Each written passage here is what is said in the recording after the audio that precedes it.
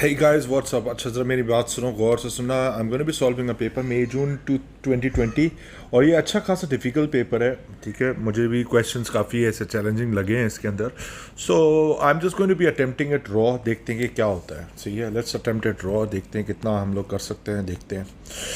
अच्छा, पहला सवाल इसका है कि what is reasonable estimate of the mass of rain drop. ठीक है, what is reasonable estimate of the mass of a rain drop. अब सबसे पहली बात है यार, हमें एक चीज़ तो पता है कि डेंसिटी ऑफ रेन जो होती है वो रेन वाटर का होगा तो 1000 तो होगी उसकी, किलोग्राम पर मीटर क्यूब, राइट। यहाँ तक भी पहुँच गए। अब इसके बाद जो है हमें चाहिए मास। अब यार रेन ड्रॉप का साइज़ मेरे हिसाब से तकरीबन 0.01 सेंटीमीटर तक होना चाहिए मेरे हिसाब से। मुझे लगता है कि इतना होना चाहिए, एसी के आसपास होगा, मतलब बहुत ही छोटा साइज़ होगा रेन ड्रॉप का।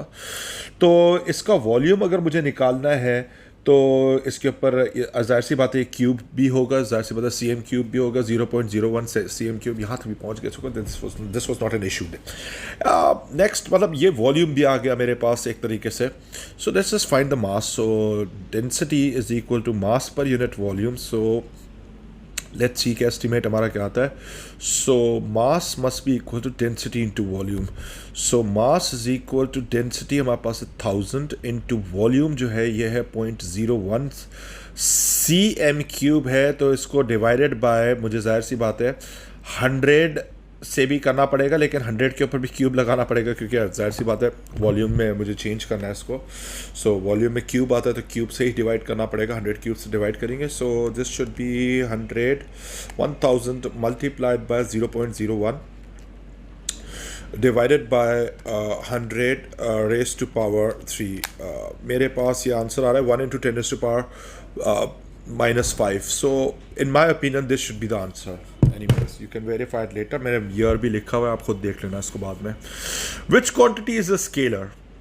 Okay, which quantity is a scalar? Acceleration is a vector. Force is a vector. Kinetic energy is a scalar. Momentum is a vector. So obviously this is going to be C. There is nothing over here to worry about.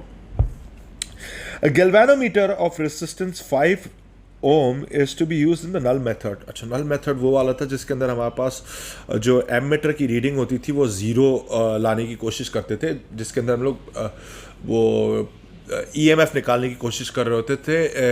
एक होता था driver cell और एक होता था test cell होता था, याद करो, उसमें होता था नल method. In order to protect the galvanometer from damage due to excessive initial current, resistors of resistance 0.1, 0.5 and 1 kilo ohm are available. Which arrangement would provide this protection? Okay, let's see. So first of all, the in series with the galvanometer, this looks like the most obvious option. अभी तो लग तो रहा है, देखते हैं। So basically मेरे पास एक ओम मीटर है, ओम मीटर गैल्वेनोमीटर है। उसकी जो रेसिस्टेंस है वो खुद 5 ओम है। सही है, उसकी खुद रेसिस्टेंस 5 ओम है, गैल्वेनोमीटर है, इसको जी मार्क कर लेते हैं। और इसके साथ मैं सीरीज में एक लगा रहा हूँ 0.5 ओम्स। यार बहुत माइनर सा डिफरेंस है। और फिर ये सर्किट के अंदर कनेक्टेड है, उसमें करंट फ्लो हो रहा होगा तो आएगा तो सही, बट करंट कम तो होगा। लेकिन यार बहुत, मुझे तो लग रहा है, अभी भी देखते हैं, नेक्स्ट ऑप्शन भी देख लेते हैं, वरना यही मोस्ट प्लॉजिबल ऑप्शन है अभी फिलहाल तो। Next option, the 0.5 ohm resistor in parallel with the galvanometer. अच्छा, एक अलग से डायग्राम, ये पहले जो था ए का डायग्राम हो गया, बी का पहले बनाते हैं। So let's see, basically we have the 5 ohm galvanometer और इसके साथ एक पैरेलल में उठाकर एक रेसिस्टर लगा दिया है। और ये पता नहीं क्यों लगाया resistor, but let's just look at this thing. ये हो जाएगा 0.5 ओम्स का। और फिर सीरीज़ में इसके साथ इन्होंने लगा दिया है 1 किलो ओम।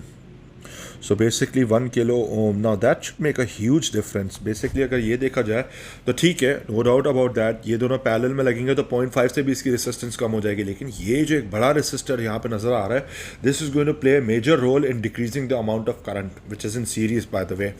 सो ये एक ऑप्शन और उससे ज़्यादा अच्छा ऑप्शन है। अगर मैं दोनों में से सिलेक्ट करूँ तो यार ये वाला सेकेंड वाला तो बेहतरीन ऑप्शन हो गया।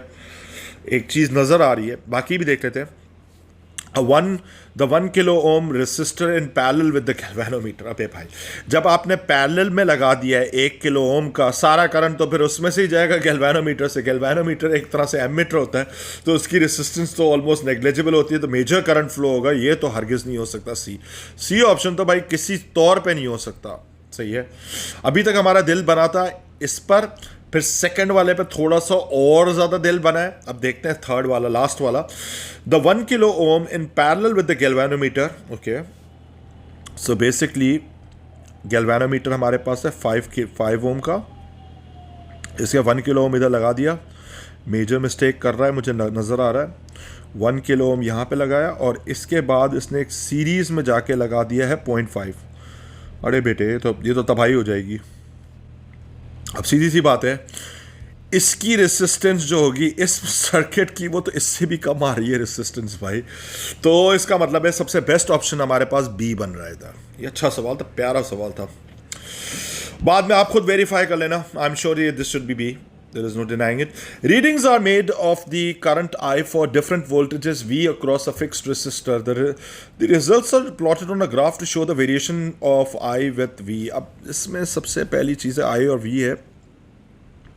अगर मैं इसमें लाइन ऑफ बेस्ट फिट भी बनाऊं, तो लाइन ऑफ बेस्ट फिट बिल्कुल सारे के सारे पॉइंट से जा रहे हैं। इसमें तो हमारे पास वो रैंडम एरर तो कहीं से है ही नहीं, क्योंकि सारे पॉइंट्स इस लाइन पे लाए कर रहे हैं। लेकिन एक एरर बहुत बड़ा नज़र आ रहा है इसके अंदर कि यार IV का ग्राफ होता है, तो IV का ग्राफ तो सेंटर से जाना चाहिए था, 0 0 से जाना चाहिए था, लेकिन ऐसा नहीं हो रहा।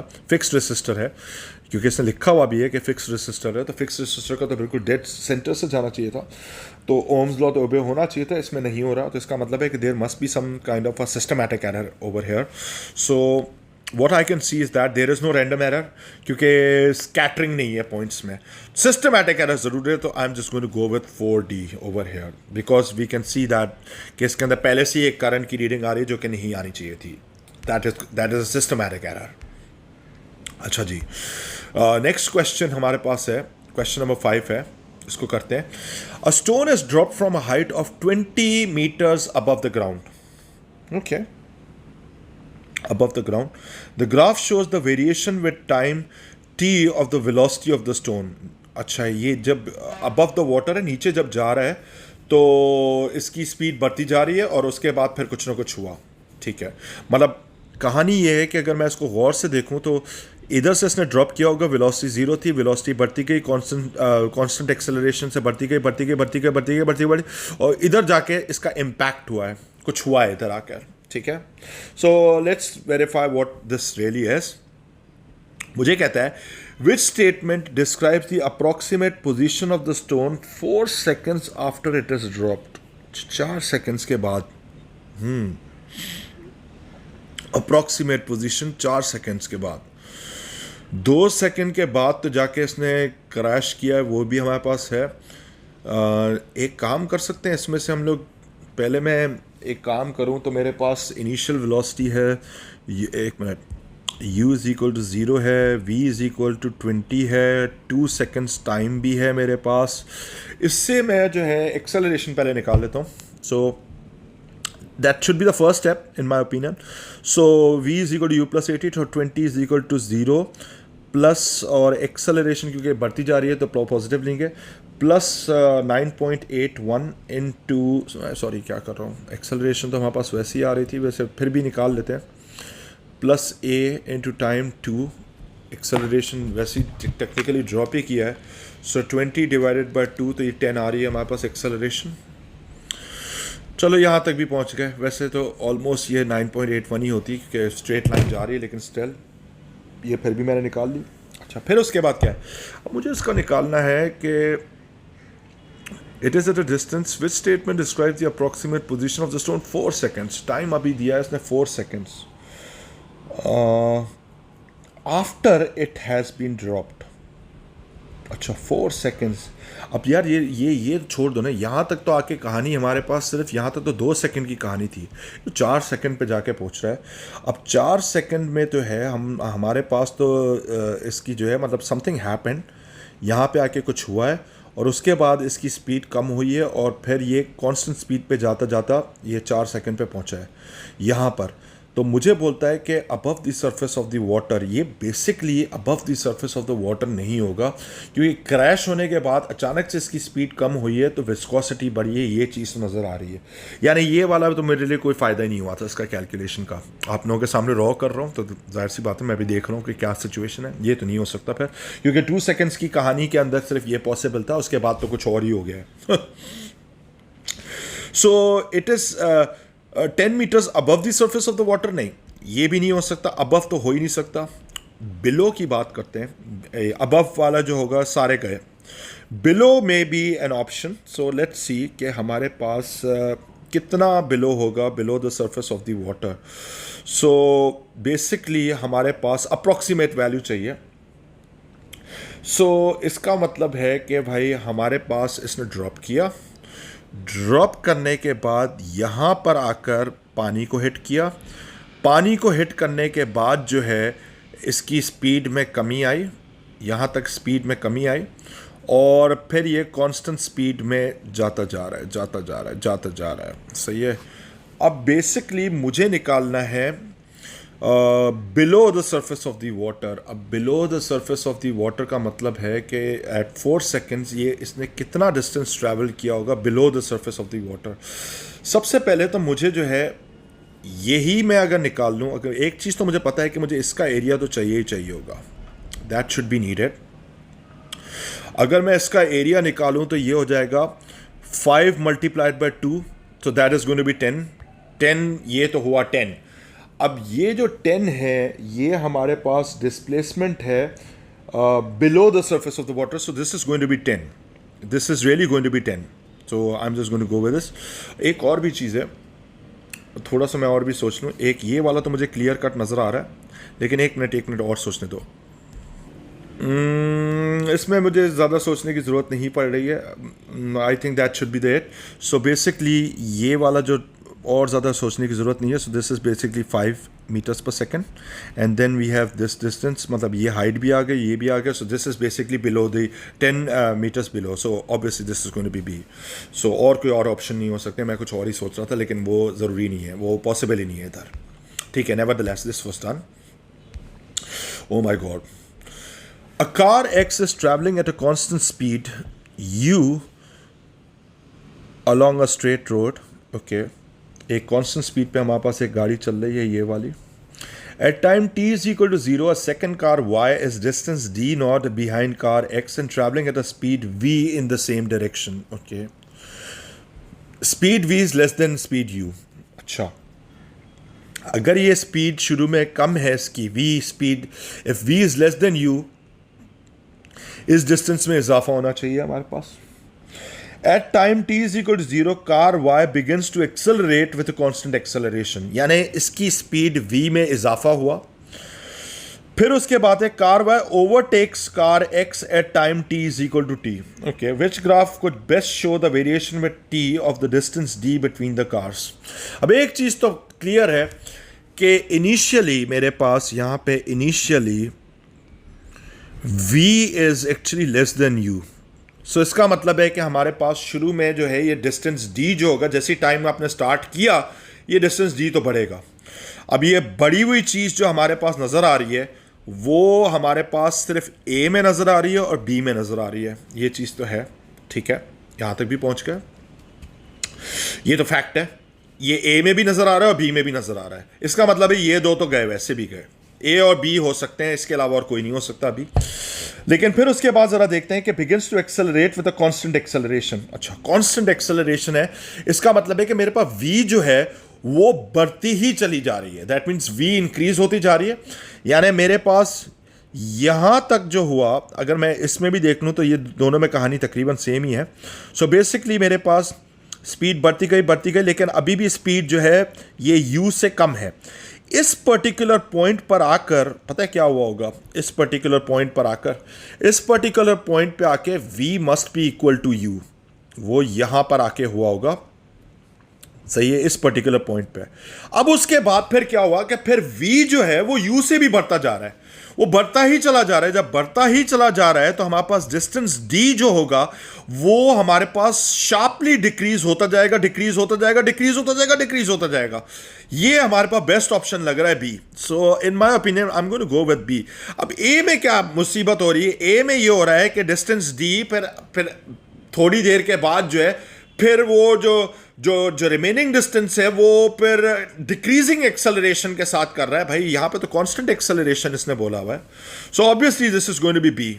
सही है, कांस्टेंट एक्सेलरेशन है तो हमारे पास डिस्टेंस d जो होगा वो तेजी से छोटा होता जाएगा। So obviously this is going to be B over here. So I am just going to go with B. Next step मैंने सिर्फ डिस्कशन से किया है, कोई इक्वेशन वगैरह मैंने अभी सोचा भी नहीं था। मुझे तो बी नजर आ रहा है, बी होगा इसका। अच्छा फिर ये the resultant force acting on the object is slowly increased. Okay, so F is actually increasing. Which graph could show the variation with time t of the momentum p of the object? या मैं एक बार चाय P लूं। अच्छा जी, the resultant force acting on an object is slowly increased. Okay, which graph could show the variation with time t of the momentum p of the object? अच्छा, सबसे पहली चीज़ है मोमेंटम, टाइम और फोर्स का एक relationship होता है।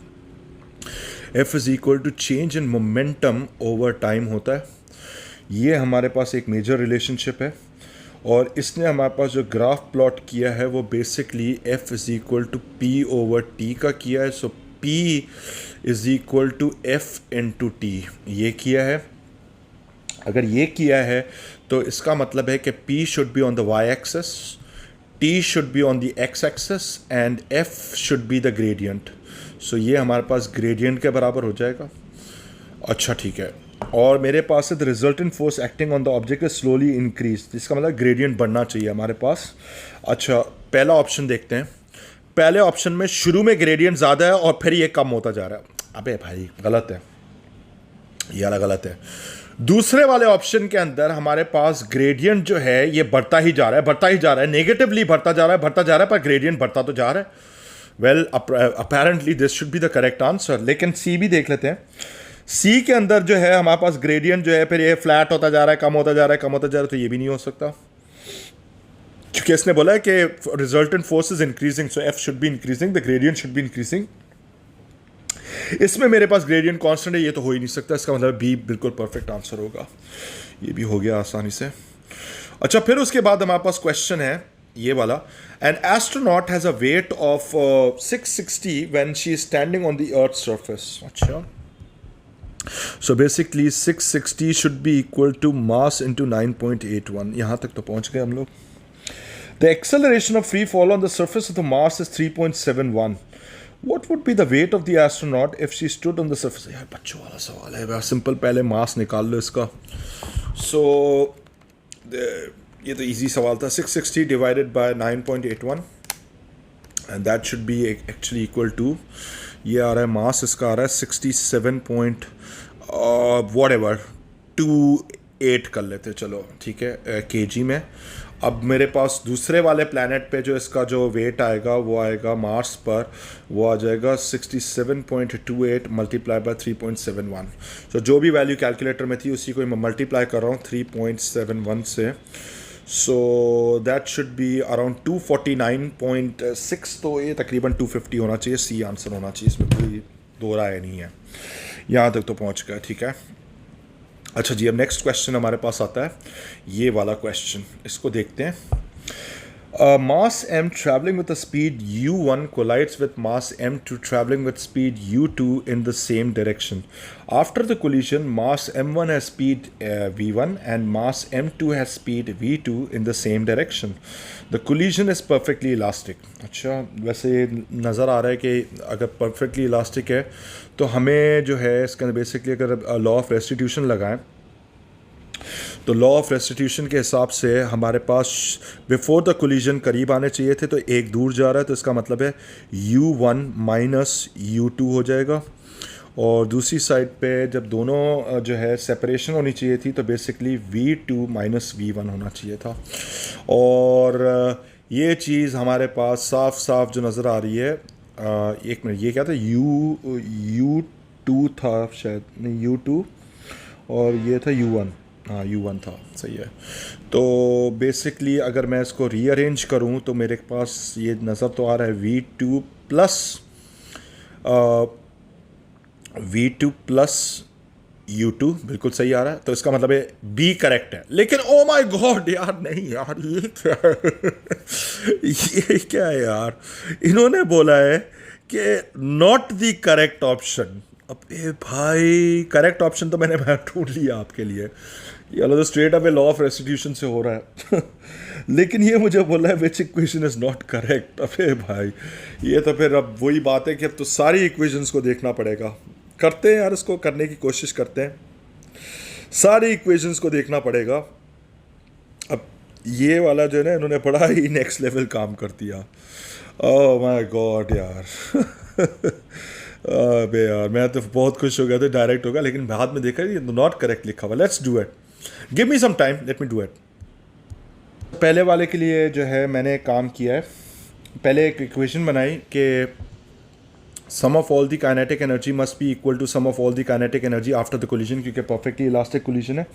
अगर मैं ये करता हूँ तो फिर हाफ तो मेरे पास throughout across the board cancel हो जाएगा। मेरे पास बचेगा m1u1 square plus m2 u2 square, this should be equal to m1 v1 square plus m2 v2 square. यहाँ तक भी पहुँच गए।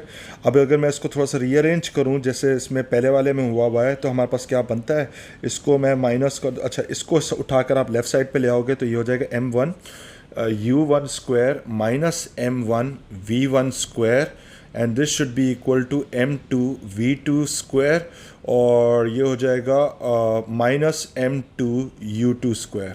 सो ये वाली तो इक्वेशन डायरेक्टली बन रही है हमारे पास, ये law of conservation of kinetic energy से बन गई हमारे पास।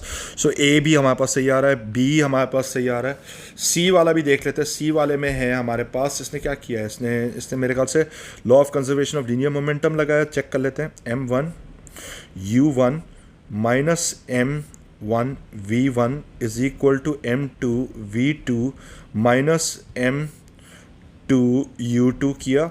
अगर मैं इसको रीअरेंज करूं, sum of all the momentum before collision, so m1 u1, और ये हो जाएगा प्लस, एक मिनट, हाँ माइनस इधर आ रहा था तो, लेकिन ये इसने इन दोनों को, अच्छा सेम डायरेक्शन है तो सीखे, प्लस m2 u2 सही है, सेम डायरेक्शन है। तो बेसिकली सम किया तो सेम डायरेक्शन थी, यहाँ पे भी सी आ रहा है। उसके बाद फिर हमारे पास सेम डायरेक्शन अगेन है, तो m2 v2, और ये हो जाएगा प्लस m1 v1। ये वाली इक्वेशन भी बिल्कुल करेक्ट बन रही है हमारे पास, तो सही है, सी भी सही है। सो यही बजाय डी बचा, एलिमिनेशन से डी आ रहा है भाई। डी तो आप किसी भी खाते में आ भी नहीं सकता ना। अगर आप खुद भी सोचो, अगर आप इसको बाय एनी चांस इसको अगर आप एक्सपेंड भी करने की कोशिश करोगे तो भाई a plus B whole square की एक्सपेंशन होती है a square plus plus 2ab plus B square. अबे भाई यार, फिर तो नेक्स्ट गेम हो जाएगा, गेम ही हो जाएगा इसके अंदर। तो इसका मतलब है कि इसके अंदर जो है D is the only option that is incorrect. खैर अच्छा सवाल था लेकिन टाइम कंज्यूमिंग था, लेकिन ये ज़रूर देख लेना कि यार ये वर्ड बड़ा इंपॉर्टेंट था, नॉट करेक्ट, ठीक है। सो इसको मिस नहीं कर सकते आप। अगला ऑप्शन ये वाला, ये हमारे सिलेबस में नहीं है क्योंकि uniform electric field is out of the syllabus now, so we will skip that. अच्छा, फिर मेरे पास है question number 11। A bicycle pedal is connected to a pivot by a metal bar as shown, ठीक है। तो इसके अंदर हमारे पास सबसे पहली चीज़ है, the force on the pedal is 60 Newton downwards, okay. What is the moment of this force about the pivot? So basically this is the pivot point. If this is the pivot point, तो मैं एक काम कर सकता हूँ, इसका जो perpendicular distance है वो ये हो जाएगा, फोर्स की डायरेक्शन ये जा रही है हमारे पास। So let's just find it out. और तो इसमें कोई और चीज़ नहीं आएगी, तो यही आएगा the moment of this force about the pivot. So 60 multiplied by, और भी कोई ऑप्शन है कि इसमें इसका कोई और कोई कंपोनेंट वगैरह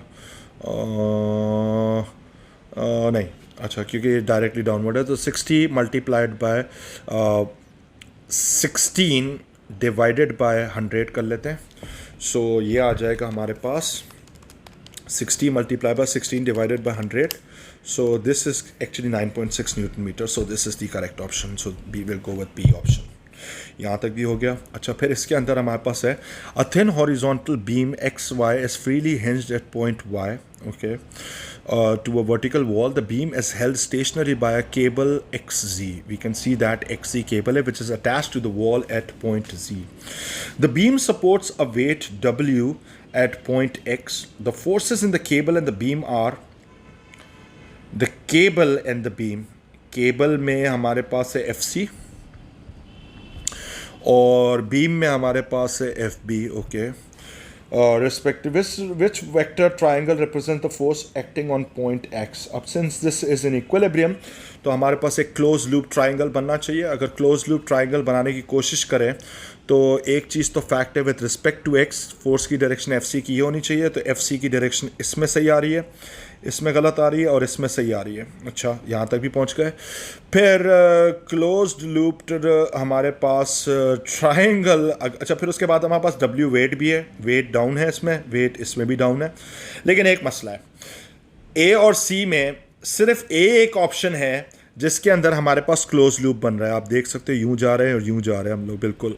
और इसके अंदर क्या हो रहा है, इस वाले में क्या हो रहा है कि इसमें यूं गए लेकिन फिर अचानक से फिर हम लोग लेफ्ट से फिर राइट जा रहे हैं. अबे भाई ये नहीं हो सकता. बिल्कुल इक्विलिब्रियम में हमारे पास क्लोज लूप ट्राइंगल बनना चाहिए. सो ए इज द करेक्ट ऑप्शन.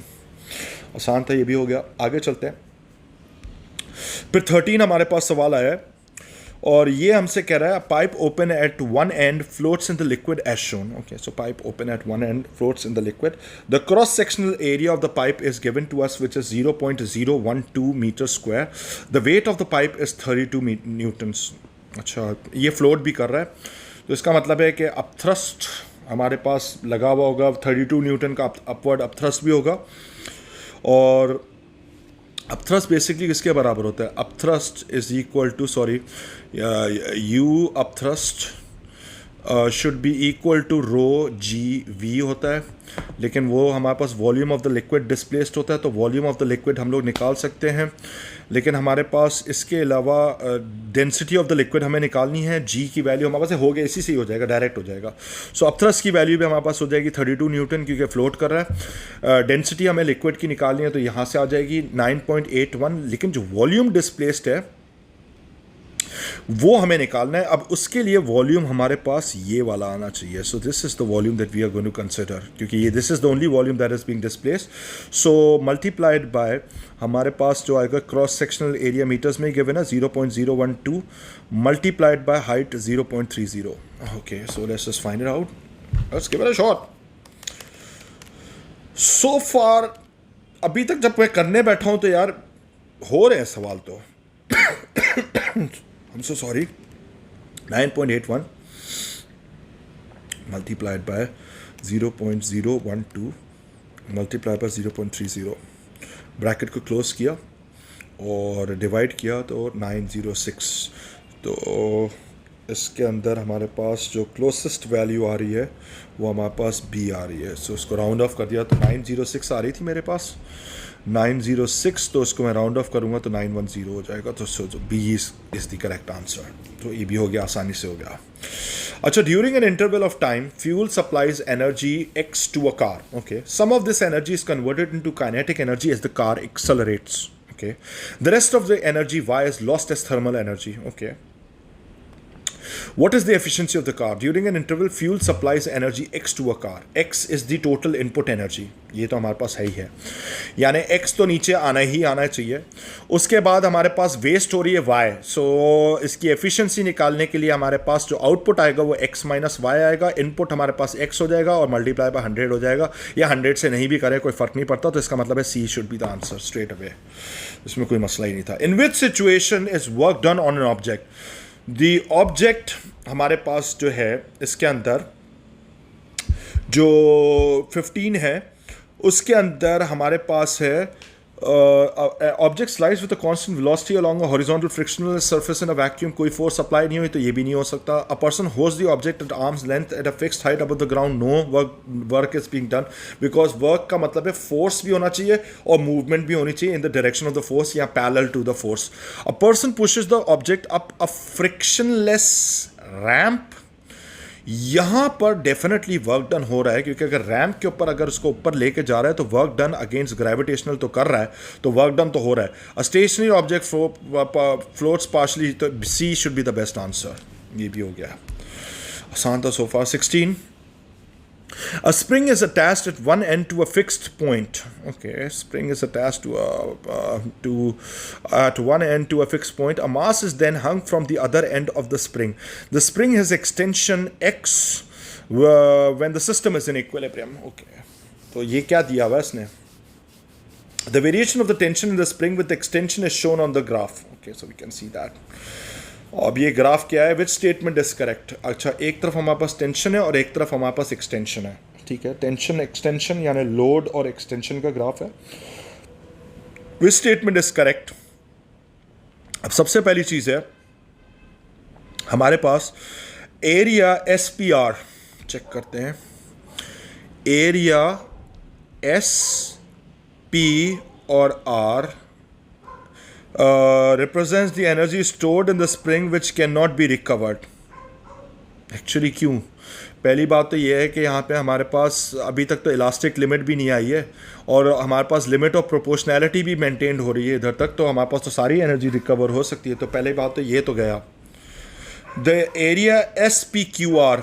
अच्छा, एस पी क्यू आर, ओ भाई क्या हो गया, तो पूरा एरिया ले लिया. इसका मतलब है तो टोटल एनर्जी तो जीरो कर दी इसने. या तो represents the energy stored in the spring which can be recovered. नहीं, रिकवर तो हो सकती है लेकिन ये नहीं हो सकता. Area S P Q which represents the loss of gravitational potential energy of the mass due to the extension of the spring. अच्छा, लास्ट ऑप्शन भी पढ़ लेते हैं. एरिया एस क्यू आर जो मेरे नज़र में आ रहा था, एस क्यू आर की इसने बात की है, विच represents the elastic potential energy stored in the spring. बिल्कुल बिल्कुल बिल्कुल बिल्कुल बिल्कुल, हमें ये तो बिल्कुल ही पता है, हमारे पास फॉर्मूला भी होता है. E is equal to half F E, हमारे पास एक फॉर्मूला होता है. सो यहाँ पे स्ट्रेट अवे फिट हो रहा है तो ये वाला डी होगा, इसके अंदर कोई दो राय नहीं है. ये भी हो गया, आसानी से हो गया. अच्छा, नेक्स्ट. अच्छा, ये वाला भी ट्राई करते हैं. An escalator is in an underground station, has 25 people standing on it, and it is moving with a speed of 4.3 meters per second. The average mass of the person is 78 and the angle of the escalator to the horizontal is 40. अच्छा, ये हम लोग एक diagram बना लेते हैं. यहाँ पे हमारे पास से यार एक तो नीचे मैग्नेट आ रहा है ना, तो ये ख़राब करता है EMR पेन को. अच्छा, ये हमारे पास एस्केलेटर भी है और इसका एंगल हमारे पास से अप्रॉक्सीमेटली 40 डिग्रीज है. ठीक है. The escalator in the underground station has 25 people standing on it and moving with the speed of this है. स्पीड भी हमारे पास है. The average mass of the person is 78. अच्छा, तो टोटल मास हमारे पास हो जाएगा 25 मल्टीप्लाइड बाय 78 और ये आ रहा है 1950, यानी एक ही मास इसको बना लेते हैं 1950 kg. ठीक है, ये मास है और ये ऊपर की तरफ जा रहा है. अच्छा, ये ऊपर की तरफ जा रहा है. What is the minimum power required to lift these people? अच्छा, सबसे पहली चीज़ है, अगर मुझे मिनिमम पावर चाहिए तो बेसिकली मिनिमम पावर हमारे पास जो होगा उसके अंदर हमारे पास एक इसका component of weight down the slope भी होगा. सो इतना ही अगर हम लोग इस पे वर्क डन भी कर लें, मतलब एक इसका पहले component of the weight down the slope भी निकाल लेते हैं. So this is going to be mg sin theta. और ये फोर्स ऊपर भी अगर हम लोग लगाएं, मतलब this is the minimum force obviously. So सबसे पहले तो हम लोग mg sin थीटा निकालते हैं. mg sin theta, so that should be equal to 1950 multiplied by 9.81 multiplied by sin 40 degrees. so पहले तो ये निकाल लेते हैं 1950. अच्छा, और इसको मैं मल्टीप्लाई कर देता हूँ डायरेक्टली. भाई power is equal to force into velocity होती है. सो इसी को फोर्स को मैं मल्टीप्लाई कर दूंगा directly with the velocity which is actually 4.3. मेरे पास डायरेक्ट आंसर आ जाना चाहिए. मिनिमम ही है ना, तो मिनिमम के लिए हम लोग सारी फ्रिक्शनल फोर्सेस को इग्नोर कर रहे हैं. सो 1950 multiply by 9.81 multiplied by sine 40 और डिग्री मोड पे ही है, हाँ शुक्र है, और फिर मल्टीप्लाइड बाय 4.3. अगर ये मैंने किया तो मेरे पास आ रहा है, इसका आंसर आ रहा है मेरे पास, इसको अगर मैं राउंड ऑफ करूं तो ये आ रहा है 53 किलोवाट. तो मेरे पास सी आंसर आ रहा है इसका. मेरे पास से 17 का आंसर सी आ रहा है. ठीक है, so I think that should be clear. फिर उसके बाद हम लोग आगे चलते हैं. Let's attempt this question. An elastic cord of unstressed total length 16 centimeter and cross section area is held horizontally by two smooth pins a distance 8 centimeters apart. Okay, so हमारे पास left diagram में नजर आ रहा है ये information. The cord obeys Hooke's law. A load of mass is suspended centrally on the cord. The angle between the two sides of the cord supporting the load is 60 degrees. Okay, अगर ये 60 degrees है तो ये भी 60 degrees होगा, ये भी 60 degrees होगा, because basically this is an equilateral triangle. What is the Young modulus of the cord material? तो यंग मॉडुलस हमारे पास होता है FL/AE. अब सबसे इंपॉर्टेंट चीज़ है कि यार F जो होगी वो टेंशन होनी चाहिए. सो बेसिकली मुझे सबसे पहले तो इसमें टेंशन निकालनी होगी. तो बेसिकली जो भी टेंशन मैं अभी निकाल रहा हूँ, let's just find it out. Let's just keep this as tension T and let this be also tension T. So वही टेंशन T सब जगह पे भी लगी हुई होगी. So basically this is going to be, अगर ये 60 डिग्रीज था तो मैं इसको रिजॉल्व कर सकता हूँ इस तरीके से. So let me just resolve this. So ये हो जाएगा, अगर मैं साइन ले लूँ तो T साइन 60 शुड बी, बल्कि हाँ सही है, T sine 60 should be equal to हमारे पास जो T साइन 60 है, actually 2T sine 60 should be equal to हमारे पास हो जाना चाहिए इज़ इक्वल टू 0.40 जो कि नीचे वेट है और मल्टीप्लाई बाय 9.81. तो ये टेंशन तो निकल आएगी, यही टेंशन हमें चाहिए इसमें F की जगह पे डालने के लिए. सो let's just find it out. So 0.40 multiply by 9.81, okay, divided by brackets में 2 इंटू साइन 60 और ब्रैकेट क्लोज किया तो ये मेरे पास आ रहा है, टेंशन जो आ रही है वो आ रही है तकरीबन 2.2655 न्यूटन. एक बार फिर से निकाल लेता हूँ जस्ट इन केस है. सो 0.40 multiplied by 9.81, okay, divided by brackets में 2 इंटू साइन 60 ब्रैकेट क्लोज. सही आ रहा है. अच्छा, टेंशन तो आ गई हमारे पास. अच्छा, अब यही टेंशन लगी हुई होगी इसमें, तो इसका मतलब है कि हमारे पास ये हो जाएगा young modulus is equal to tension 2.2655 ही ले लेते हैं, बाद में फाइनल आंसर हमारे पास मोर एक्यूरेटली आ जाएगा. लेंथ हमारे पास जो है, इसकी ओरिजिनल लेंथ हमारे पास गिवन है विच इज़ 16. सो 16 इंटू 10⁻⁻², ताकि ये उसमें चली जाए मीटर्स के अंदर, divided by cross section area भी आई थिंक इसका गिवन है विच इज़ एक्चुअली 2 इंटू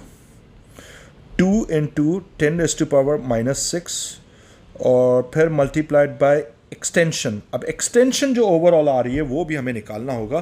तो वो बड़ा सिंपल सा है कि भाई पहले इसकी ओरिजिनल लेंथ 16 है, लेकिन अगर मैं इधर देखूं तो अगर ये 8 सेंटीमीटर है तो ये भी 8 सेंटीमीटर होगा, ये भी 8 सेंटीमीटर होगा.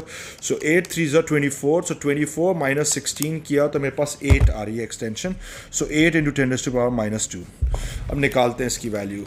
सो 2.2655 मल्टीप्लाइड बाय 16 इंटू 10⁻⁻²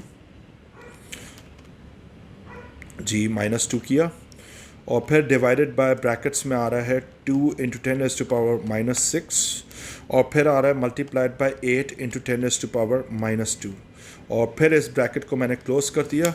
एंड ये मेरे पास जो वैल्यू आ रही है तकरीबन आ रही है, इसको राउंड ऑफ करेंगे तो 2.3 इंटू 10⁻⁶, तो मेरा आंसर सी आ रहा है. हो गया सवाल सॉल्व. सही है, आगे चलते हैं. Next question. अच्छा, ये कह रहा है, अच्छा ये एक सवाल आया है. A student is investigating the mechanical properties of a metal. He applies different loads to a long thin wire up to its breaking point and measures the extension of the wire for each load. He then plots a graph of stress against strain. ठीक है. The student repeats the experiment with a wire made from the same metal with twice the original length and half the diameter. Which graph is obtain? अब सबसे पहली चीज़ है, एक इसमें बड़ी important चीज़ ये है, mechanical properties he applies different loads to a long thin wire and measures the extension of the wire for each load. ठीक है, he then plots a graph of stress against strain. अब हमें ये भी पता है कि stress young modulus is actually stress against strain. Basically ratio होता है स्ट्रेस और स्ट्रेन का, तो बेसिकली ये रेशो इसने प्लॉट करके दिया है. अब इसने मेटल, सेम ही मेटल यूज़ किया है दोबारा से, with everything, with all the diameters and everything change. फ़र्क तो कुछ भी नहीं आना चाहिए, सेम ही आना चाहिए graph. So it should be the exact same graph that you see over here. मेरे हिसाब से तो यही होना चाहिए, क्योंकि भाई सीधी बात है, young modulus remains the same, तो सेम मेटल है, तो जब यंग मॉडुलस हर जगह पे सेम ही होगा तो इसका रेशो भी हर जगह पे सेम होना चाहिए. सो एग्जैक्ट सेम ग्राफ अगर हम लोग देखें, पहले वाले में ज़रा देखते हैं, तो पहले वाले में हमारे पास क्या चीज़ में फ़र्क आ रहा है. इसमें ये फ़र्क आ रहा है कि ये जा रहा है 80 तक जा रहा है, और हमारे पास एक मिनट रेशो चेक कर लेते हैं ना. यहाँ पे अगर 10 था तो यहाँ पे 2 आना चाहिए था, और यहाँ पे अगर 10 है तो ये 2 नहीं आ रहा, तो ये तो हो ही नहीं सकता. बी में हमारे पास 10 आ रहा है तो 2 आ रहा है, इसमें भी नहीं आ रहा, और फिर तो ये क्या है, 10 पे हमारे पास इस पर भी 2 नहीं आ रहा, तो ये भी नहीं हुआ, तो B should be the correct answer. बहुत सिंपल था ये वाला सवाल सॉल्व. ऑल्दो ये लगा ऐसे कि पता नहीं हम लोग इसमें क्या करेंगे, लेकिन यार तो यंग मॉडुलस ही सेम है इसमें सब जगह पर. सो ये भी हो गया. So let's move on to the next question. Which statement describes what is meant by plastic deformation of a material? Okay, it obeys Hooke's law. Plastic deformation है. It does not return to its original length when the extending force is removed. It never obeys Hooke's law, नहीं करता. It returns to its original when ओ भाई B. ये होता है plastic deformation. सही है, आगे चलते हैं. हमारे पास है क्वेश्चन नंबर 21. अच्छा, अ ट्रांसड्यूसर है. अब ये वाले मेरे favourite. 2 points x are a quarter of a wavelength apart, so let's just draw a wave over here. और मेरे पास जो है वेव यूं जा रही होगी, और इसके अंदर यूं करके मूवमेंट होगी. सही है, यहाँ तक पहुँच गए. सही है. अच्छा, अब इसके अंदर क्वार्टर अगर मैं बात करूँ, तो क्वार्टर का मतलब होगा कि अगर एक पॉइंट यहाँ पर है तो एक पॉइंट यहाँ पर होगा. Let's just call it x and let's just call it y. ठीक है, यहाँ तक भी पहुँच गए. They are both stationary. नहीं, नॉट नेसेसरली, क्योंकि दे आर बहुत स्टेशनरी कैसे हो सकते हैं भाई. स्टेशनरी हमारे पास एक x momentarily at any instant x में be stationary, but y is always moving, y is actually moving. ये तो नहीं हो सकता. So they are displaced in opposite direction from their equilibrium position. Well, let's see. They are displaced in opposite direction from their equilibrium position. ये वाला जो these 2 points are displaced from their equilibrium position. अगर ये वाला point x की बात करें तो ये वाला जो होगा ये नीचे से ऊपर आया होगा, और ये जो y होगा ये मेरे पास जो है ये ऊपर जाएगा.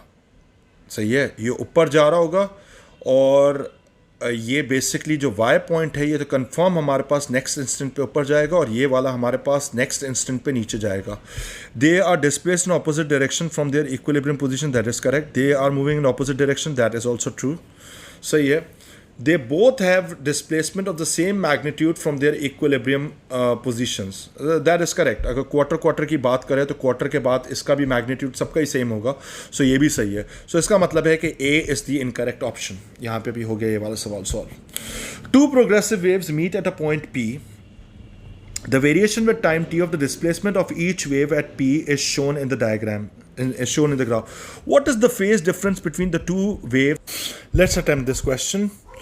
2 progressive waves meet at a fixed point P. The variation with time t of the displacement of each wave at point P is shown in the graph. What is the phase difference between the two waves at point P? अच्छा, सबसे पहली चीज़ हमारे पास ये है कि अगर मैं एक चीज़ नोटिस करूँ तो ये वाला पॉइंट और ये वाला पॉइंट रिपीटिंग है, तो इस पर हम लोग पहले निकालने की कोशिश करते हैं. तो ये हो जाएगा 0.5. आई मीन फेज डिफरेंस का फॉर्मूला होता है, phase difference is actually equal to time difference divided by हमारे पास होता है 360, और sorry time difference divided by time period multiplied by 360। पहले ये करके देख लेते क्या आता है। तो ये हो जाएगा 0.5, एक्चुअली हमारे पास है, नहीं क्या मैंने बोला, हाँ, तो 0.5 डिवाइडेड बाय ये हो जाएगा 0.8 multiply by 360। So let's find it out. So this is going to be 0.5 divided by 360, 0.8 multiplied by 360 किया, सो दैट गिव्स मी 225। अब मसला ये है कि 225 डिग्री का इसका आंसर नहीं है। तो चलो ये वाला तो ऑल्दो ये करेक्ट है, ये इसमें कोई शक नहीं है कि ये गलत है, लेकिन अभी हम लोग मैथ्स की डिटेल में जाने के से पहले I would want to discuss there is something else we can do as well. ये वाला नहीं आ रहा, एक और तरीके से देख लेते हैं। हाउ अबाउट दिस, इधर से लेकर इधर तक की बात करें, तो इधर से इधर तक की बात करेंगे तो एक और दफ़ा फेस डिफरेंस निकालते हैं। सो फेस डिफरेंस हमारे पास ये आ जाएगा, यहाँ से लेकर यहाँ तक 0.8 माइनस 0.5, 0.8 माइनस, भाई क्या हो गया, 0.8 minus 0.5, that should B 0.3, 0.3 divided by again 0.8 multiplied by 360। ये वाला भी करके देख रहे हैं हम लोग। अभी मैं इन दोनों के बीच में निकाल रहा हूँ क्योंकि ये भी सिमिलर है, सिमिलर मूवमेंट्स हैं इनकी। सो ये आ रहा है 0.3 divided by 0.8 multiply by 360 and that should give me 135। ये अब आंसर आ रहा है 135, ये आंसर आ रहा है सी। लेकिन ये 225 भी तो था। अब आप बोलोगे कि सर ये कैसे हुआ? Well 225 is also the correct answer, but मसला ये है कि हमने अगर आप लोगों ने एड मैथ्स पढ़ी होती या मैथ्स के स्टूडेंट हो तो आपको ये समझ में आएगा कि basically the idea is that कि हम लोग क्वाड्रेंट्स में डिवाइड करते हैं इसको पूरे को इस तरीके से। ज़रा इधर से सुनो, अगर मैं एक बात करूँ इधर देखो कि ये फर्स्ट क्वाड्रेंट है और हम लोग हमेशा इसके अंदर काउंटर क्लॉकवाइज मूव करते हैं इस तरीके से, ठीक है। तो सबसे पहली बात है, अगर मैं 135 की बात करूँ तो 135 मेरे पास यहाँ पे कहीं पे आ रहा है, दिस इज़ 135। लेकिन यही सेम एंगल मेरे पास एक और तरीके से भी आ सकता है। अगर मैं यूं घूम के जाऊं, यूं जाऊंगा तो फिर मेरे पास यहाँ पर आएगा, that is equal to 225। So basically दोनों ही करेक्ट आंसर्स हैं मेरे पास, लेकिन अनफॉर्चुनेटली ये वाला गिवन नहीं था, so I had to go with this one. अब यार ये बात जो है ना, ये थोड़ी सी नाइंसाफ़ी है पेपर के अंदर कि यार मतलब मेरे हिसाब से थोड़ी सी नाइंसाफ़ी है इधर, ठीक है। मैं कुछ नहीं कह सकता। अब वही बात है, जिसको मैथ्स आती होगी वो समझ जाएगा, जिसको नहीं आती होगी वो तो गया इधर। सो खैर आपको मैंने बता दिया, अगर एक तरीके से नहीं आता है, इसमें मैच नहीं कर रहा तो फिर दूसरे तरीके से कर लेना यार, ठीक है। Got it. So basically 135 is the answer. Anyways ये तो हो गया हमारे पास question. Let's move on to the next question. I hope ये रिकॉर्ड भी हो रहा है या नहीं हो रहा है, हो रहा है। 1 घंटे से एक्सीड हो गया है। The microphone connected to a Y plates of a cathode ray oscilloscope is placed in front of a loudspeaker. The trace on the screen of the CRO is shown. The time based setting is 0. हमारे पास एक तो मेरा जो dog है ना, is gone just mad, तो थोड़ा सा फैन स्पीड तेज कर रहा हूँ। The time based setting is 0.5 and the Y plate sensitivity is 0.2 millivolt. यार बहुत ज़्यादा तेज हो गया इसकी स्पीड, थोड़ा स्लो ही कर लेते हैं इसको, ठीक है। The time base setting is this. अच्छा, time base horizontal time base इसने किया हुआ है, और वाई प्लेट जो है वर्टिकल एक्सेस वाला है, मिली वोल्ट्स में रखा हुआ है, 0.2 millivolts. What is the frequency of the sound from the loudspeaker, what is the amplitude of the trace. अच्छा, सबसे पहले तो इसमें मिडिल लाइन हमें ढूंढनी पड़ेगी, वो बड़ा इंपॉर्टेंट है। यानी पीक ये रहा, तो यहाँ से कितना जा रहा है, 1 मिनट काउंट कर लेते हैं, 1 2 3 4 5 6। तो इसका मतलब है 3 ब्लॉक्स में, यानी ये वाली लाइन सेंटर लाइन होगी। सो सेंटर लाइन को मैं मार्क कर लेता हूँ इधर। ओह माय गॉड, इससे नहीं मार्क कर रहे, इससे मार्क कर रहे हैं। तो इसका जो एम्पलीट्यूड आएगा वो 3 ब्लॉक्स ऊपर की तरफ है, तो 3 ब्लॉक्स का मतलब हो जाएगा 0.2 मल्टीप्लाई बाय 3, 0.6, सही है। सो 0.6 मिली वोल्ट्स आ जाएगा, ये हो सकता है ऑप्शन। और उसके बाद जो है इसने मुझसे फ्रीक्वेंसी बोली है, तो पहले तो हमें टाइम पीरियड इसका निकालना पड़ेगा कि इसमें कितना आ रहा है हमारे पास। 1 मिनट चेक करते हैं। अब इसको करने के लिए 1 मिनट रुक जाओ। अच्छा जी, अब हम लोग जाते हैं फ्रीक्वेंसी की तरफ, ठीक है। तो सबसे पहले तो मुझे इसका टाइम पीरियड निकालना होगा। अब टाइम पीरियड निकालने के लिए हम एक काम कर सकते हैं, ये इधर से इधर तक निकाल सकते हैं इसका टाइम पीरियड, कि भाई यहाँ से लेकर यहाँ तक एक टाइम पीरियड होगा, तो ये कितने ब्लॉक्स आ रहे हैं, 1 2 3 4 5 6 ब्लॉक्स। तो इसका मतलब है कि 6 multiplied by 0.5, sorry 6 multiplied by 0.5 milliseconds, तो ये आ जाएगा इसका टाइम पीरियड। तो 6 मल्टीप्लाइड बाय 0.5 किया तो ये आ रहा है 3 मिली सेकेंड्स। अब मैं कर रहा हूँ इसकी फ्रीक्वेंसी निकाल रहा हूँ, तो 1 डिवाइडेड बाय 3 इंटू 10⁻³ कर लेते हैं, मिली सेकेंड्स था। सो 1 डिवाइडेड बाय ब्रैकेट्स में आ रहा है 3 इंटू 10⁻³ किया। So that should give me a value of 330, यानी 330 almost. So this is going to be A. That is correct. A भी हो गया हमारे पास, तो आसान था सवाल। Next question है, the diagram shows an experiment to produce a stationary wave in an air column. A tuning fork placed above the column vibrates and produces a sound wave. The length of the air column can be varied by altering the volume of the water in the tube. Okay, the tube is filled and then water is allowed to run out of it. The first two stationary waves occur when the air column lengths are this and this. Okay, what is the wavelength of the two? What is the wavelength of the sound wave? यार first time जब बनी होगी तो उसका shape कुछ इस तरीके से होगा। इसी से हम लोग कर सकते हैं, डायरेक्टली वेवलेंथ निकाल सकते हैं। सो बेसिकली अगर मेरे पास, अगर मैं इस तरह का शेप पे जाऊंगा तो ये मेरे पास आएगी नोड, यहाँ पे एंटी नोड है और यहाँ पे नोड होगा। तो एंटी नोड टू नोड जो होता है वो हमारे पास होता है quarter lambda. So 1/4 lambda is equal to 0.14 metres. So lambda should be equal to 0.14 multiplied by 4 and that should give me 0.56. So D should be the answer इसका, 24 का D होना चाहिए। हो गया ये वाला सवाल सॉल्व भी। आगे चलते हैं, इधर देखते हैं हमारे पास जो है फिर इसके बाद आता है 25 question number 25। So a stationary person measures the speed and wavelength of a sound from a horn on a stationary vehicle. Okay, Doppler effect का सवाल हो गया। The person then repeats the measurements when the vehicle is approaching at a constant speed. Okay, ये बात बड़ी important है, ठीक है। Which row describes the measured wavelength and the measured speed of the sound wave from a moving vehicle when compared with the sound wave from a stationary vehicle? Approaching, अगर approach हो रहा है तो speed of the sound wave तो exactly same रहेगी क्योंकि medium same है, ये तो सेम रहेगी। अब ज़रा सुनो, हमें पता है कि जब चीज़ करीब आती है तो फ्रीक्वेंसी बढ़ती है तो वेवलेंथ क्या हो जाएगी, शॉर्टर हो जाएगी। So D should be the correct answer. बच्चों वाला सवाल था ये वाला तो।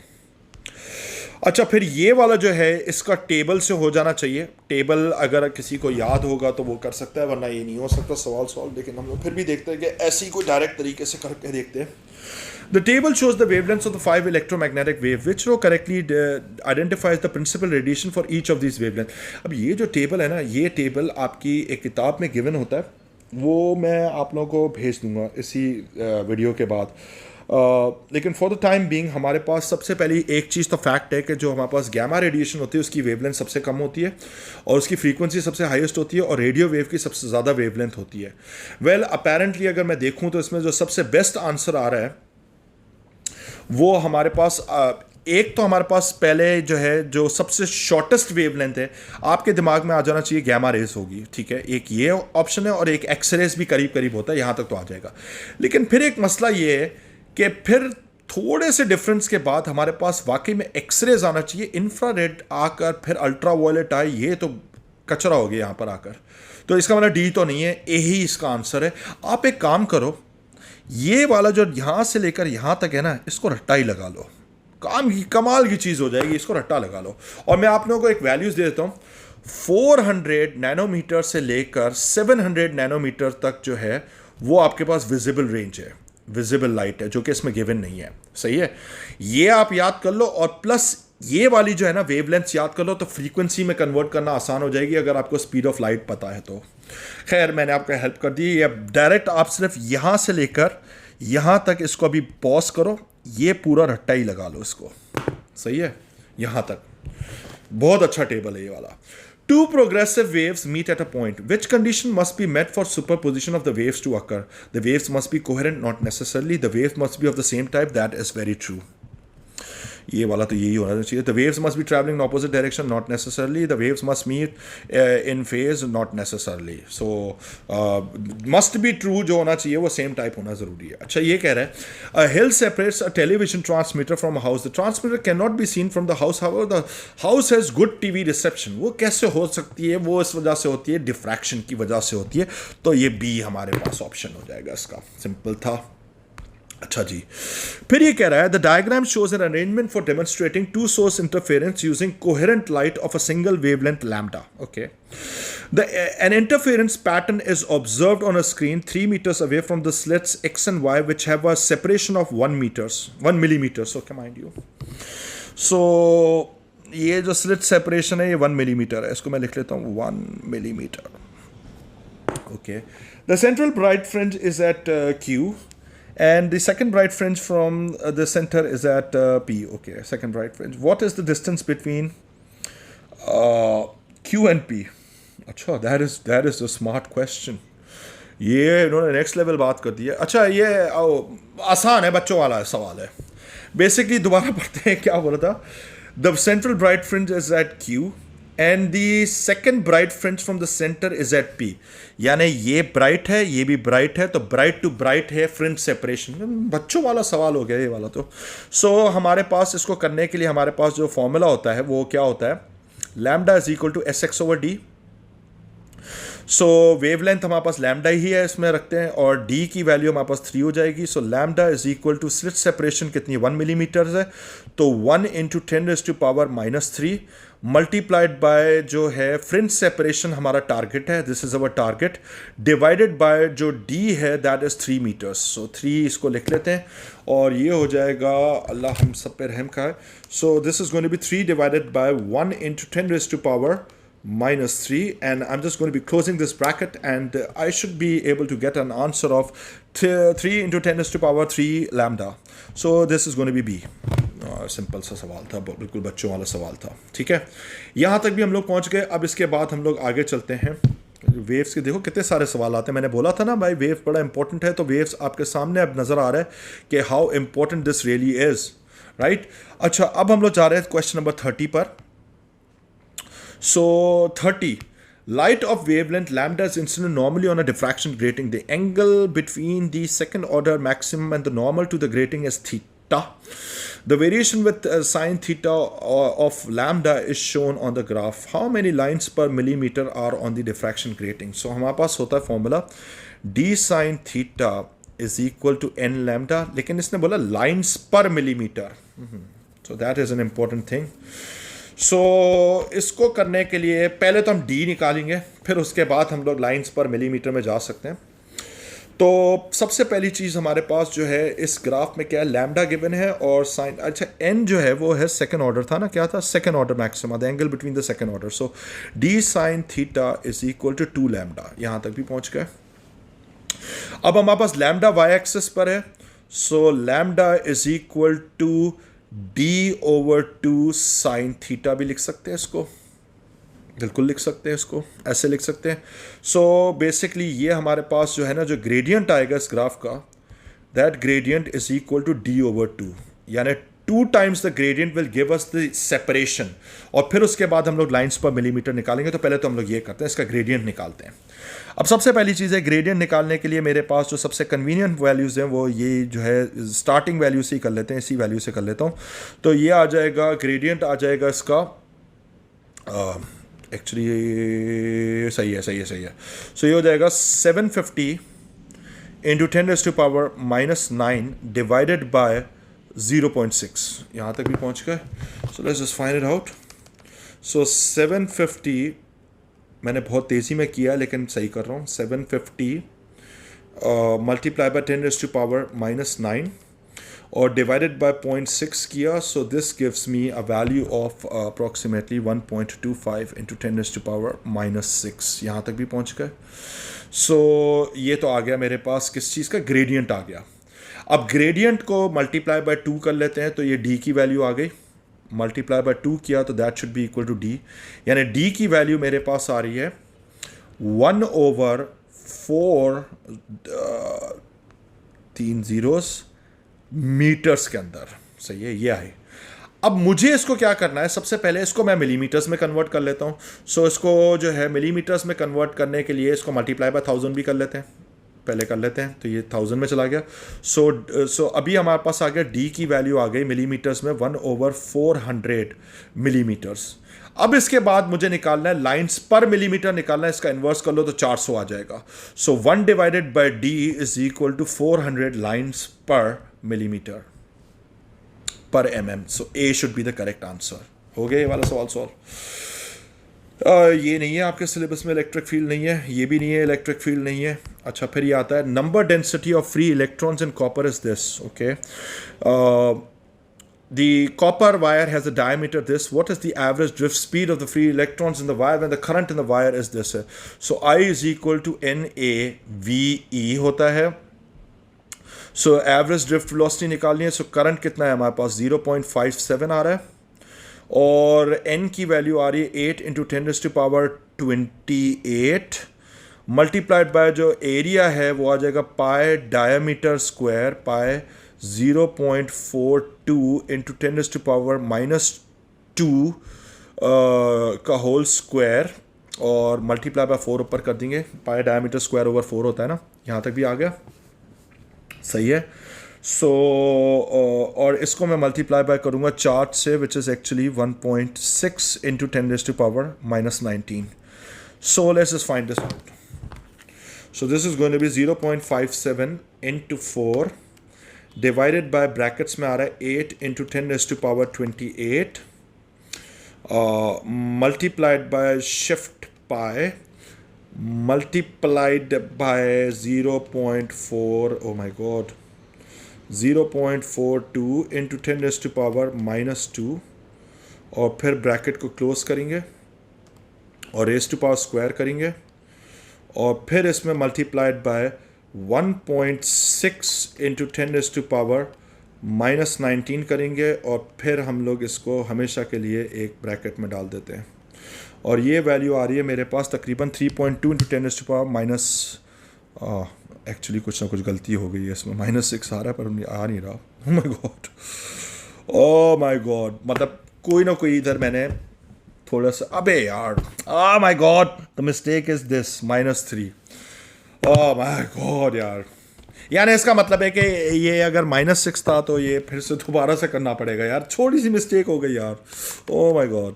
सो मैं यार इसको फ्रैक्शन मोड में कर रहा हूँ, वो ज़्यादा आसान होता है. 0.57 multiplied by 4 divided bye 8 × 10⁻28. Factors की गलती थी, बाकी तो वैल्यू तो आ रही थी मेरे पास, लेकिन वही बात है ना कि क्यों गलती हुई, हो जाती है, ज़ाहिरी बात है. अब ज़ाहिर सैचुरेशन तो हिट हो चुका है, मैं एक घंटे से ऊपर हो गया इसको करते करते, आप लोगों को समझाते. शायद मैं इससे जल्दी कर लेता, लेकिन वही बात है, समझाने में टाइम लग रहा है. रेज़ टू पावर स्क्वायर किया. अच्छा, फिर इसके बाद है मल्टीप्लाइड बाय 1.6 × 10⁻⁻19. सो इस बार आ रहा है मेरे पास -4. So D is the correct answer. ये भी हो गया. अच्छा, फिर ये कह रहा है an electric kettle is rated at 2 kilowatt, which describes the power supplied to the heating coil in the kettle. The coil has a resistance of 5 kilo ohm. What is the current in the coil? मुझे क्या पता. मुझे क्या पता.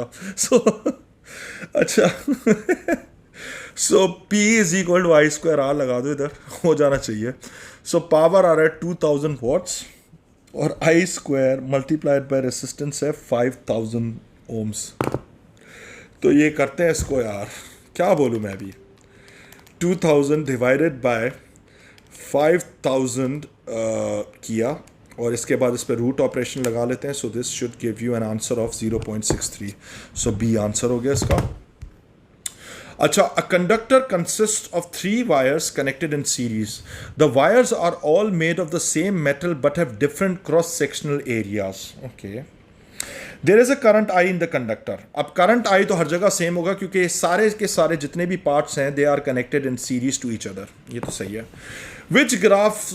अच्छा, the point Y is at 0 potential. अच्छा, सही है.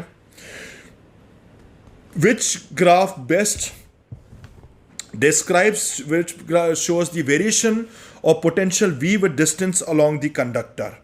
अब इसको करने के लिए सबसे पहली चीज़ है हमें रियलाइज करना है कि यहां पर आके जीरो होना है पोटेंशियल को, सही है, ये भी होना है। अब ये वाली तार मोटी है तो इसकी रेसिस्टेंस कम होगी, तो इधर मेरे पास पोटेंशियल डिफरेंस कम होना चाहिए, इधर मेरे पास थोड़ा सा ज्यादा होना चाहिए पोटेंशियल डिफरेंस, और इधर सबसे ज्यादा पोटेंशियल डिफरेंस होना चाहिए। अब ये हमें ग्राफ में देखना है कि कहां पे हमारे पास पोटेंशियल डिफरेंस, सारी बात है कि ओवर द लाइन ये पोटेंशियल डिफरेंस यहां पे थोड़ा सा गिरेगा, यहां से हमारे पास जो है थोड़ा और ज्यादा गिरेगा, और यहां पे तो बहुत ही ज्यादा गिरेगा। सो इसका मतलब है कि अगर मैं सिर्फ इसी लॉजिक से देखूं तो इधर देखते हैं, यहां पे पोटेंशियल डिफरेंस थोड़ा सा गिरा, फिर ये और ज्यादा गिरा, फिर ये और ज्यादा गिरा, तो इसका मतलब है A is the correct answer straight away. Simple था, सिंपल सवाल था ये वाला। Okay, next question. A cell of EMF E and internal resistance 0.5 is connected to a resistor of resistance this. The maximum power that can be dissipated by the resistor without overheating is 0.5 watts. What is the maximum value of E for the resistor not to overheat? क्या बोला इसने? या मैं एक minute break ले रहा हूं। Okay, let's attempt this question. अब सबसे पहली चीज़ है कि यार इसने मुझे बोला है कि 0.5 वॉट जो है without over heating is 0.5 what, maximum power that can be dissipated. तो यहाँ पर अगर 0.5 वॉट अगर मैं लिमिट लगा दूँ तो मैं इस पूरे में करंट निकाल सकता हूँ, निकाल सकते हैं। So P is equal to I square R, दोबारा से लगाते हैं, पावर है 0.5 I square multiplied by resistance है 4.7। So let's just pull this off and that is going to be 0.5 divided by 4.7, और इसी के ऊपर रूट लगाते हैं तो हमारे पास जो करंट आता है वो आता है 0.32। जो I की वैल्यू आ रही है वो आ रही है 0.32। अच्छा, अब ये आ गया करंट। अब मैं निकाल लेता हूँ E की वैल्यू, तो E should be equal to I multiplied by 4.7 plus I multiplied by 0.5. So let's just find it out. So I की वैल्यू है 0. जो भी आया कैलकुलेटर में ब्रैकेट्स लगाकर 4.7 प्लस 0.5 कर लेते हैं, और ये आ रहा है 1.69, तो विच इज इक्वल टू 1.7। सो ये भी हो गया, आसानी से हो गया, सवाल कोई मसला ही नहीं था। Kirchhoff's first and second laws to the conservation of physical, इसको पढ़ने की जरूरत नहीं है। First law charge, second law energy, A ये वाला था ना। अच्छा भाई, अभी आप फिर भी ख़त्म ही नहीं होते यार सवाल। मुझे बोलता है what is the maximum range of the potential difference across the output. अच्छा, पहले पूरा सवाल तो पढ़ लें। In the circuit shown, X is a variable resistor whose resistance can be changed from 5 ohm to 500। अच्छा, ये हमारे पास है 5 ohm से लेकर 500 ohms तक है, ठीक है। What is the maximum range of values of the potential difference across the output? अच्छा, तो आउटपुट हम लोग निकाल लेते हैं पोटेंशियल डिवाइडर फॉर्मूला से। सो V 5 ohm करके निकालते हैं पहले। सो 5 multiplied by 12 divided by 40 plus हमारे पास आ जाएगा 5, so that should be equal to 5 multiplied by 12 divided by 40 plus 5, potential divider वाला फॉर्मूला लगाया मैंने, तो ये आ रहा है 1.33 वोल्ट्स। तो एक तो ये आ जाएगा 1.33, तो इसमें भी आ रहा है, और उसके बाद मैक्सिमम पे आ रहा है 500 है, तो इसको हम लोग कर लेते हैं V 500 ohms। So that should be equal to 500 multiplied by 12 divided by 40 plus 500. So let's find it out. So this is going to be 500 multiplied by 12 divided by 500 plus 40, और ये आ रहा है मेरे पास 11.1. So A is the correct answer. चल scene था। अच्छा, फिर ये कह रहा है an unstable nucleus goes through successive decays to become a final stable nucleus. The initial nucleus and the final nucleus are isotopes of each other. Okay. How many alpha and beta particles could have been emitted during the decay sequence? Okay. अच्छा, सही है। तो हमें जाना है, हमें ये पता करना है कि हम लोग एक X से स्टार्ट हुए और हम लोग जा रहे हैं वापस से X पे जा रहे हैं, लेकिन आइसोटोप्स हैं, तो आइसोटोप्स का मतलब ये होगा कि ऊपर वाले नंबर में डिफरेंस होना चाहिए। अब पहला ऑप्शन सेलेक्ट करके देखते हैं कि क्या होता है। लेट्स सपोज मैं इसमें कोई नंबर वैल्यूज दे देता हूँ, x इस पे a दे देते हैं और नीचे वाले को b दे देते हैं, ठीक है। लेट्स सी कि हम लोग b तक वापस पहुँचते हैं, बल्कि यार नंबर ही दे देते हैं, नंबर से ज़्यादा ईजी हो जाता है। सो लेट्स सपोज x को मैं वैल्यू दे देता हूँ जो है वो आपके पास है 10 दे देते हैं और नीचे वाले को 4 दे देते हैं, ठीक है। सो पहले अगर सिर्फ अल्फ़ा निकलेगा तो अल्फ़ा के बाद तो ये हो जाएगा हमारे पास, ये कुछ और ही एलिमेंट बन जाएगा, y बन जाएगा और ये हो जाएगा 6 और ये हो जाएगा 2, तो ये तो नहीं हो सकता, पहला वाला तो गया। दूसरा वाला ऑप्शन देखते हैं कि एक अल्फ़ा और दो बीटा नेगेटिव। सो दोबारा चेक करते हैं इसको। सो x अगेन 10 और आई थिंक 6 था, चलो 6 कर लेते हैं इसको। तो पहले वाले में एक अल्फ़ा निकलेगा तो ये बनेगा y और ये हो जाएगा 6 और ये हो जाएगा 4, ठीक है। चलो ठीक है, यहाँ तक भी पहुँच गए। उसके बाद फिर 2 बीटास। अच्छा, एक बीटा जब निकलेगा, बीटा नेगेटिव है तो y would remain the same, लेकिन ऊपर वाला नंबर क्या हो जाएगा, सेम ही रहेगा और नीचे वाला नंबर 5 हो जाएगा। फिर एक और दफ़ा हमारे पास जो है, अब ये जब नीचे वाला नंबर 5 हुआ तो इसको z नाम दे देते हैं, इसको z एलिमेंट हो गया। अच्छा, उसके बाद फिर एक और बीटा निकलेगा तो ये अब जो है ये वापस से x बन जाएगा क्योंकि नीचे वाला नंबर 6 हो गया, लेकिन जो ऊपर वाला नंबर है वो अभी भी 6 ही रहेगा। सो b is the correct answer. आसान था ये वाला सवाल सॉल्व। अच्छा, ये कहता है hadron has a charge of -e and is composed of 3 quarks.